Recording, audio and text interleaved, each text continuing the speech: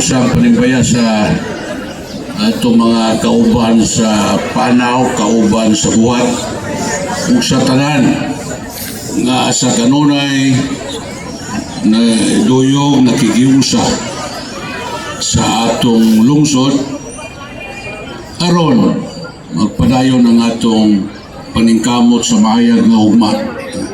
Course, ang atong Vice Mayor Felix Borromeo and members of the Sangguniang Bayan in attendance.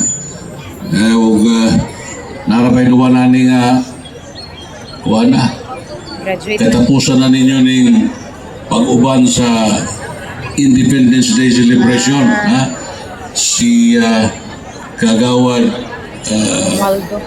John Romualdo, si Kagawad Untod Gay Ramon, si Kagawad John, pwede yapon kasunod. Mo nga na mong guest speaker sa sunod na activity. Now, heads of offices, barangay officials, district supervisors from the 3 districts of our municipality, South, si Bating sa Central, si Dailinda ug si Nieva sa North.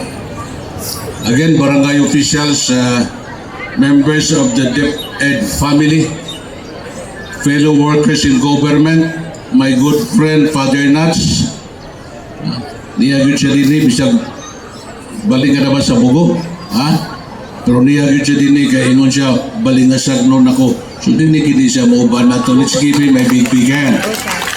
And of course, our guest speaker, our pride and our inspiration. And I'm sure if your lolo is still around, he could have been very, very proud listening to you speaking before us. Post Attorney Camille Francesca Kupilais. Let's give her a big hand. Thank you for that informative and inspiring speech delivered before us. Katawan sa balingasag subli maayong buntag. Ni Ana Sabta, sa ulog na usab sa adlaw sa kagawasan, Independence Day, ika-127 na. Now, ang akong pangutana is, usara, are we really that free? If we are free, what kind of freedom? Wala mo ang kinabuhi sa tao, bisan ang pagpadagan sa gobyerno, kinahanglan haom sa panahon. Wala gyoy dautan kini atong pagsaulog nining ika-127 na nga adlaw sa ato kunohay nga kagawasan maayo kini. Aron pagpahinumdum na to ngadtong atong mga bayani, nasyonal o lokal, bisan din sa atong lungsod daghan mga bayani nagbuhis bisan manggaling sa ilang kinabuhi aron kunuhay mahimo kitang gawas nun. Gawas nun for what? Gawas nun batok sa pag ulipon kanato sa mga langyaw. And that was years, many years ago. Ngani karon usay moingon sila nga naapagyapoy mga langyaw nga gaapil-apil sa atong pagpadagan sa gobyerno. Anyway, that's debatable. Pero just for the sake of argument, let's give it that way nga wala na. We are on our own. We are running the affairs of this country on our own. Pero pangutana, nganong hangtod karon, mura man gyapon og wala pa nato makabot ang angay natong makabot isip usa ka nasod, isip usa ka katawhan. Nganuman sayon ra ang tubag, we are not really that free. tingali gawas nun kita sa pag-ulipon sa mga langyaw. Apan dunay butang nga nahimo kanatong ulipon sulod sa dugay na nga panahon nga hangtod karon magalisod pa kita nga maghimong gawas nun. Unsa man kaulipnan sa atong kaugalingong mga kakulangon, kaulipnan sa atong mga personal nga katuyuan, kaulipnan sa atong biases, prejudices sa paglantaw sa uban. Mao kani ang lisod.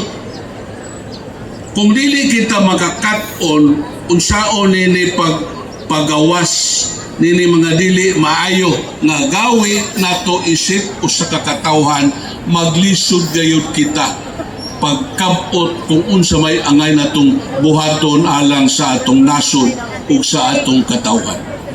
Tanawon nimo karon ang atong lungsod karoy sa Dios, we're doing well. But as I have been saying many times, reminding each and every balingasagnon, there's still so much to be done. O dili nato ni makabot kung magpabilin kitang ulipon sa atong mga personal nga katuyuan.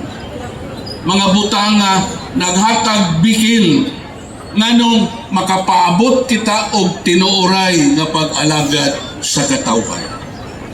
Tanaw nimo ang nasod kaguliyang nasab. Nagkaguliyang nasab. Dili kay ang suliran mga langyaw kung dili kita. Noon sa may gikinahanglan nato karon, makakat-on unta kita. Makakat-on pagbarog sa mga butang angay barugan aron dunay tinuoray nga paglaog pag-abot sa panahon. Mao unta kana kanunay. Bago lang nauman ang piliay, na may mga barog tingali din na may mga paglaom, ipadayon ka na, but on a different mindset, a different level. Barog kita dili tungod sa piliay, paglaom kita dili tungod sa piliay, mo barog kita sa mga butang angay natong barugan, alang sa atong lungsod o sa atong katawhan aron duna kitay tinuoray nga paglaom pag-abot sa panahon. That must be a different mindset. Walay dautan yan ang duha. O unta ang duha magkauban aron mabulahan ang katawhan. We have to stand. We have to show to the world that we are Balingasagnos. We are proud Balingasagnos. And it must be that way. And each and every one of you, each and every one of us is called upon to do your share, to do your part. We cannot only make Balingasag great, we can even make Balingasag greater if we want it to be.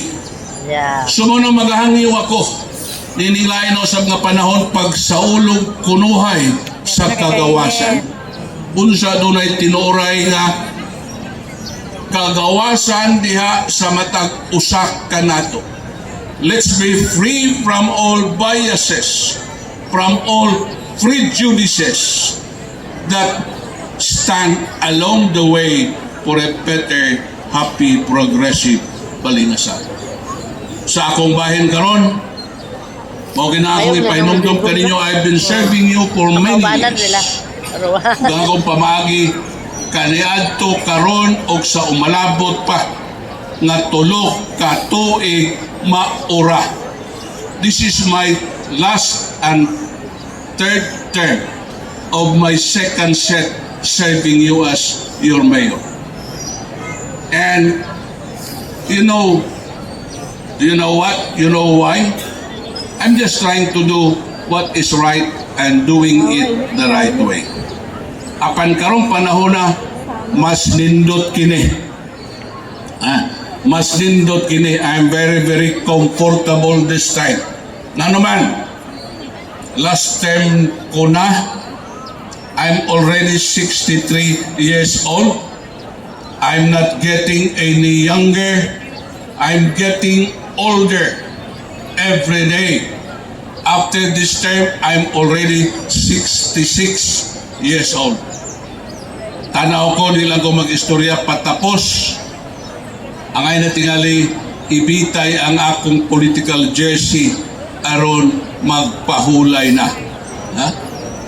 But what may balo pag-abot sa unahan? Hinaot nga maugyapon kada ang mahitabo. Kay, of course, as I said, I'm not getting any younger. Pero kung sa'yo akong gingon, I'm very, very comfortable this time. Ano naman? This is my third term. Last term. I'm not anymore running for any elective possession for Balingasak. That's definite. O kung dili mo retire na. Naon sa maibot ipasabot, I just continue serving you the best way possible. Yeah. O mind you, I'm not a lame duck mayor this time. Kung istrikto ang nangaging tuwig, mas istrikto karon. Ha? Mga empleyado, mas istrikto karon. Ha? Sakit sa kutinayo, baruga niya o paglaom. Ha? Just do your job, do your duty, and we will be okay. Di na ko mabalaka. Ha? Na naman, di na ko mudagan din eh. So wala na magbuot na ko kung unsay akong buhaton. Ha? Ang akong buhaton, unsalay makaayos sa lungsod. Maurak ka na. Ha? Kos ka ng mga kauban sa politika na pagtanol. Ayaw pagsalig na kauban ka sa politika. Kato mga kontra, pagtanol lang. Pero dili ka magtanol na masamot na nga delikado ka. So I'm very, very comfortable this time. Ang akong liway, ang akong ginawa, sayon kayo, I can decide immediately what is good for you, what is good for our beloved municipality. Let's disregard all those biases. Let's try to have inner freedom in us for us to achieve more. Not for ourselves, but for our beloved town. Sa atong nasod, hinaot, mag-ampo kita, nga kining mga kadakuan ta sa nasod unta, mubarog sa mga butay nga angay nilang barugan, aron dunay mayong paglaom ang nasod sa Pilipinas. Dini sa ato, local, let's just continue trying to serve our people the best way possible. Sa walay pagpihig ni bisan kinsa. Busa magangyo ako sa tanan, sukad ka ni adto maura manggihapon na karon og sa malapot pa nga panahon. Hinaot na naa kamo kanunay makiguban, makigiusa tungod og alang sa atong lungsod. Dili tungod sa inyong mayor. Di mo ganahan ako, okay ra ko, walay problema nako. Makakatulog ko na na. Ay sa mo pagtuo nga luhuran ta kamo aron mahimuot man ako. Public service, public office is not a popularity contest. Just do your job. And it's you, it's between you and your God and your people. You know whether you are doing what is right and doing it the right way. Sa akong bahin, magtrabaho lang ako, magtrabaho lang kita, dili alang kang kinsa kung dili sa atong lungsod. Again, as a reminder, let's be free from our personal biases, personal prejudices. That is what is needed today. Humana katong panahon nga makig-away kita, makigira kita, makigpatay pagalit batok sa mga langyaw, pero ang ilang mga mithi, ang ilang mga dipakita nato atong himuong inspirasyon aron kana mao karong panahona atong magamit aron makabaton kita sa akong nanggingon inner freedom. Pero na paglaka. Free from personal biases, free from personal prejudices. Hinaot, sabtan ka na sa tanan, o magangyo ako with the remaining 3 years in office. Together with Vice Mayor Borromeo and members of the Sangguniang Bayan who will be serving with us on June 30 at noon on June 30 and thereafter. Hinaot nga dugang pa ang atong pagpaningkamot, balikon ko tungod og alang sa atong lungsod ug sa iyang katawhan. Daghang kayong salamat o happy 127 Independence Yay! Day Thank you, celebration. May buntag, supling sa tanan. Kainin ka.